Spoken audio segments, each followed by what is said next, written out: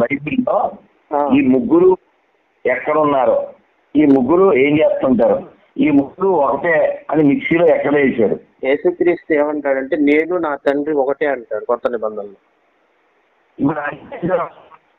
నన్ను చూసిన వాడు నా తండ్రిని చూసినట్లే అంటాడు. నన్ను చూసిన వాడు నా తండ్రిని చూసినట్లే నేను నా తండ్రి ఏకమై ఉన్నాం అంటాడు.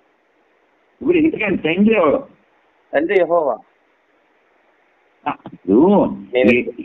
తండ్రి యెహోవా అని ఎక్కడ ఉంది?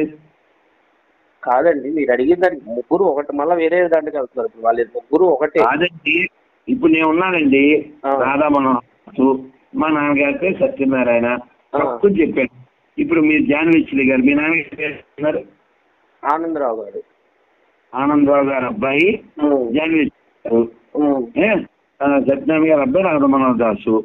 అలాగా యెహోవా కుమారుడు ఎక్కడుంది? దాస్ గారు మీరు ఎక్కడ పొరపాటు పడుతున్నారంటే, ఇప్పుడు మీరు మనకున్న రిలేషన్షిప్ ని దేవుళ్ళలో కూడా చూస్తున్నారు. మనకి ఎట్లా తల్లిదండ్రుల ద్వారా పిల్లల కంటో ఇలా చూస్తున్నారు. అసలు ఆ రిలేషన్షిప్ వేరు అనమాట దాస్ గారు. అక్కడ భార్య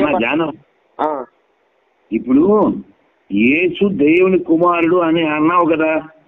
యేసు దేవుని కుమారుడు అంటే తల్లిదండ్రుల మధ్య పుట్టిన వారు కాదు, తండ్రి కుమారుడుగా ఈ లోకానికి వచ్చాడు అనమాట. కాదండి, యేసు మేరీ కడుపులోంచి పుట్టాడా లేదా? అవునండి, ఎట్లా పుట్టాడు చదివారు మీరు? మత్తయి మార్కులు ఏముంటది? కన్యక గర్భం ఎలా ధరించింది?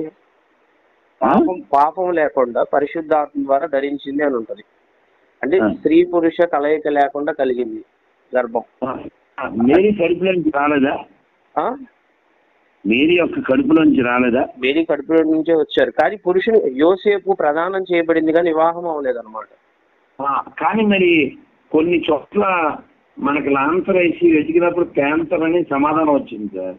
అవన్నీ కూడా ఫేక్ న్యూస్ అండి దాస్ గారు. ఏది ఫేకు? యేసుక్రీస్తు ఒక సవాల్ వేశాడు పొంతి పిలాతు ముందు, నాలో పాపం మందిని మీలో ఎవరైనా స్థాపించగలరా?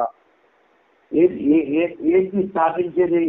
నాలో పాపం ఉందని మీలో ఎవరైనా స్థాపించగలరని పిలాతు ముందు ఛాలెంజ్ చేశాడు ఆయన. పిలాతు కూడా చేతులు కడుక్కున్నాడు, ఈ నీతి మంతుల్లో నాకు ఏ దోషం కనబడట్లేదు అని. పిలాతు ఎవరు?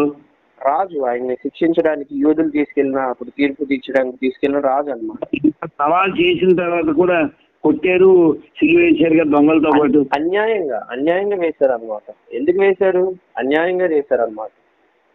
కాదు, ఎవరు చేశారు అన్యాయమైన తీర్పు జరిగింది అక్కడ. అప్పుడు ఎవరు? వేదాల్లో ఒక వేదం ఉంది, సర్వ పాప పరిహారార్థం రక్త ప్రోక్షణం అవశ్యకం. ఈ దరిద్రాన్ని వేదాలకు అందించుకో, నా మాట విను ప్లీజ్.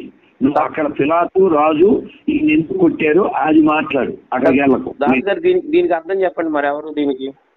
అది ఎక్కడ ఇప్పుడు మళ్ళీ ఈ దరిద్రాన్ని వేదం విషయం అని ఎవరి చేత సృజించబడింది కాదు. వేదం చాలా ఈ స్నానం చేసి కనీసం కడుక్కోవడం కాన్సెప్ట్ లేని వాళ్ళకి దానికి కలపద్దు. విషయం ఏంటంటే పిలాతు అనే రాజు ఇతన్ని ఎందుకు కొట్టించాడు?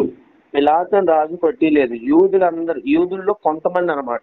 ఈయన రావటం వల్ల అన్యాయం ఆగిపోయింది, ఈయన రావటం వల్ల అక్కడ లంచాలు ఆగిపోయింది, ఈయన రావటం వల్ల ప్రజలు ఈయన మాట వింటున్నారు, సత్యాన్ని తెలుసుకుంటున్నారు, వాళ్ళకి ఎవరు సపోర్ట్ చేయట్లేదని కొంతమంది అవినీతి పరులు చేసిన కొట్టరాదు. అంటే యూదులు చెడ్డోళ్ళు అంతేగా? యూదులు అందరూ కాదు, కొంతమంది.